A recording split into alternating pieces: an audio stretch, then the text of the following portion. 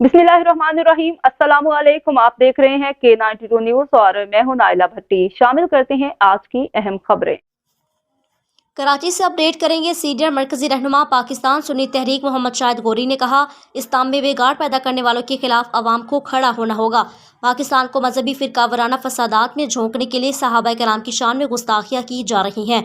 गुस्ताख सहाबा इस्लाम के खिलाफ यहूद व हनूद के एजेंट बने हुए हैं। मिलाद बनाने वाले पाकिस्तान की सलामती इस्लाम के तहफ़्फ़ुज़ के लिए किसी भी किस्म की कुर्बानी से दरेक नहीं करेंगे।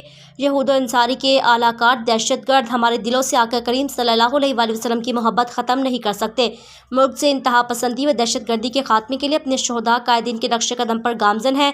दहशतगर्दी के खिलाफ हुकूमत और मुल्क की सालमती के इदारों के साथ खड़े हैं। मुल्क में मजहबी मुनाफरत फैलाने वालों के खिलाफ नेशनल एक्शन प्लान के तहत कार्रवाई अमल में लाई जाएगी। आईन और कानून की बालादस्ती कायम करनी है तो इंतहा पसंद दहशतगर्दों को अदालती तौर पर इबरत का निशाना बनाना होगा। फ़लस्तीन के अवाम के साथ खड़े हैं। इसराइल की नाजायज़ रियासत को तस्लीम नहीं करेंगे।